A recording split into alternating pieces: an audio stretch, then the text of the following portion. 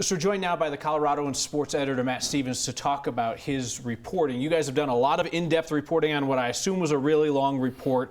Boil it down to somebody who's just hearing about it for the first time. So basically in the 2013-2014 season, CSU basketball coach Larry Eustachy, there was an investigation that he emotionally abused players and created a culture of fear and intimidation, both with players and staff. And that's not just assistant coaches, that means trainers, that means athletic department staff. And that continued throughout the season to the point where former athletic director Jack Graham just led a big investigation, spanned 99 days, 90 pages was the report we received, and it deemed all of the rumors he had heard and concerns he had seemed to be valid. Mm-hmm. Calling players names, throwing stuff, that made Bobby Knight a legend. Some people would just call that coaching. Why did this rise to a different level? I think the big thing that started off, well, one, there was an ejection, Larry Eustachy's first ejection, only one actually at CSU even since, at UTEP in November 2013. Then it went on where there was the game at San Diego State in 2014. I remember being there. I was a beat reporter at the time, and Daniel Bejarano, who was a star guard for the Rams, was benched 3 minutes in, and it was a little surprising. And during the first media timeout, he started to lunge at Eustachy during the timeout, and he had to be restrained by an assistant coach.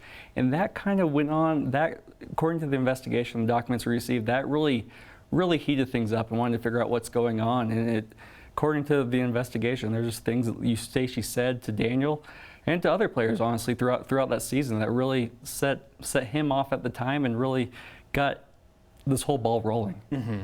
Do you get the sense that the university is going to do anything about this at this point, or is this all just water under the bridge? We've tried, we asked CSU a series of questions. We said we wanted to sit down with them, we wanted to get with them over the phone. If nothing else, give us a response to this list of emailed questions. They kind of just gave a general response that they feel in the 3 years since that Larry Eustachy has changed and that they're okay with the atmosphere within the program. Is that borne out by your own reporting, that he's a changed man? I'm getting conflicting reports, and right now, still a lot of players we have talked to are scared to go on the record. Guys who have nothing left to lose for fear of retaliation, which is kind of ironic, given it was the whole sense of this report was a culture of fear and intimidation. Some guys have said, even players who were there at the time, you know what, that's just the way coach is. I didn't take it as emotional abuse. I talked to J.J. Avila, who was a former CSU forward. Survived a plebe year at the Naval Academy. He's been through some tough stuff. And he said that was fine. John Octius transferred to Purdue afterward from CSU. Said it wasn't because Eustachy's coaching. He was tired of being a mediator for guys who couldn't handle Eustachy's coaching. So he got out. But he didn't have a problem with Eustachy's behavior. However, those are the only two players, and both of them were interviewed in the investigation, that were willing to go on record, and both of them had positive things to say about Eustachy. I have watched the social media response to your reporting on this, and it reminds me of the social media response to our political reporting.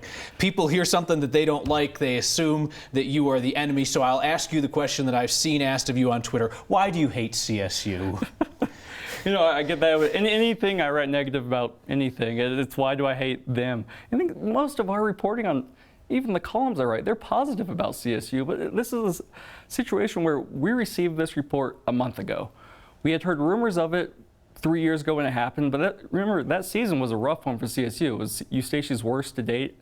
They went 16-16, a lot of disgruntled fans, and there was nothing ever concrete. Until a month ago, we were handed this, and we're like, wow, okay, there's some serious accusations in here. So we spent a month really vetting this, calling everyone we could who was interviewed in the investigation, more who weren't, just to try to get a sense of what that season was like. And we were able to verify pretty much 99% of what was in that report. And said, okay, we're good with our own report. We didn't just want to throw it all out there, throw it on the internet for everyone to read. We wanted to make sure this was okay and everything was legitimate.